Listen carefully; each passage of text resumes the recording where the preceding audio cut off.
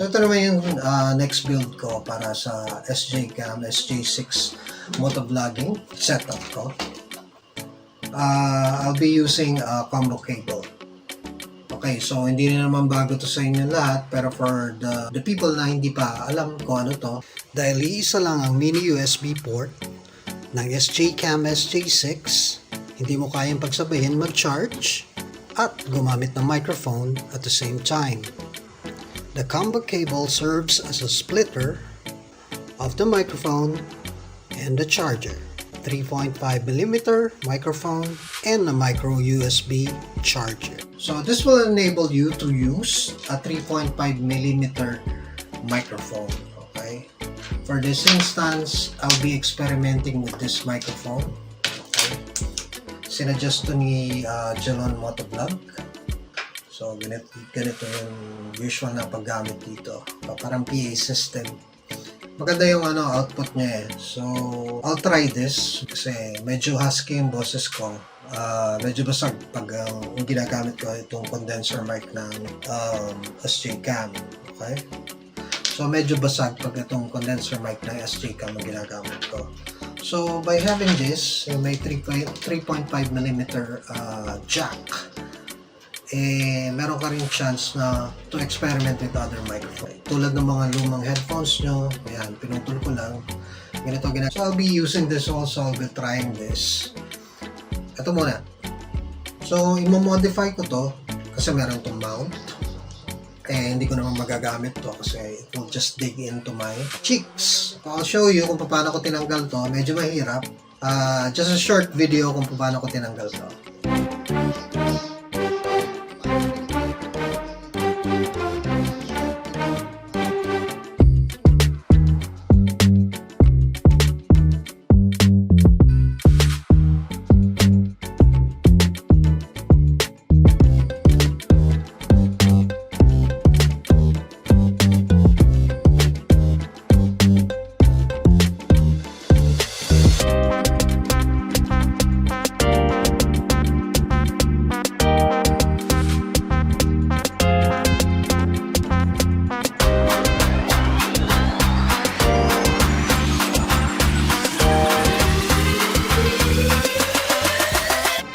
Mic test. As you have seen it, tinanggal ko na yung naka-mold talaga yung yung plastic dito So medyo mahirap talaga siya. I have to sew it.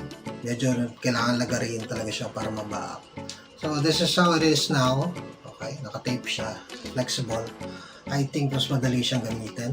Tingnan nyo lang kung saan nakaharap yung microphone kasi ito lang, isa lang niya. Unlike dito sa SJCAM, kahit saan direction, pwede kang magsalita. Ito, unidirectional lang So again, ito yung combo cable. 3.5mm microphone. Dito, pupunta. Tapos itong isa, instead of using the battery dito, lalo na sa mga long rides, okay? Kailangan mo magpalit na naman lagi ng battery, titigil ka na naman, palitan mo yung battery, so it takes time. So why not remove the battery, diba?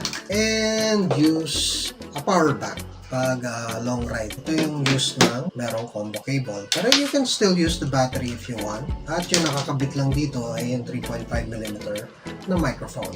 Anytime you want to switch on to the power bank, advisable na tanggalin mo muna yung battery nito kasi instead na lumobo to kasi lumolobo tong battery ng SJCAM pag na-overcharge. So kung talagang lobat na at nagmamadali ka, kailangan mo talaga mag-vlog. Kailangan mo na Android cable para dito sa battery pack. Yung battery pack diretso dito. Alright, so may battery ka na mas malaki for a long time, pwede kang mag-shoot. Microphone muna. Okay, ganun lang. Okay. Yan, so nakakabit na siya. Problema ngayon na to, where you gonna put this? So tape muna. For the meantime, tape muna.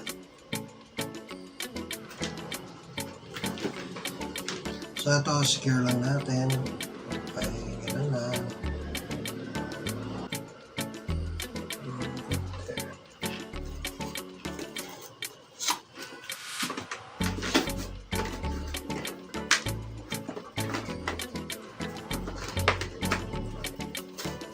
Okay. And this. Alright, so now here it is, my new helmet setup. Ngayon ko rin itetest itong aking bagong helmet setup for long rides. Okay, so nasusubukan na natin. So ngayon, narinig nyo na yung audio ko. And as you can see, it's running. Ano lang sa mga connections, lagyan nyo ng tape para hindi nahuhugot. Ayan. Surely, kahit maghapon nyo to i-on, magre-record yan. Depende na lang sa memory card nyo kung gaano kalaki. As for now, 64GB ang ginagamit ko. Alright, so just to set the timeline, nag-ECQ ng buong linggo. ECQ part 2. Yes.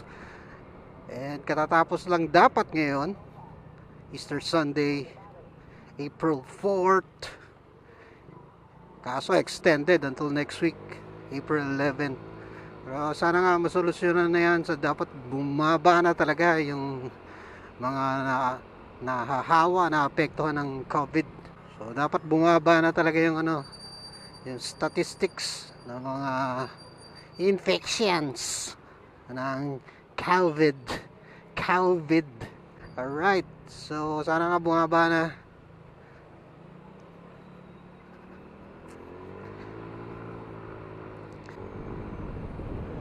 Anyway, so ayun. I've been trying this kung ano man, wala naman ako vlog ngayon. Testing lang ng audio saka ng video kung nag-work ba yung battery pack niya. Ang cute. Ang cute. Stalker ako ng aso.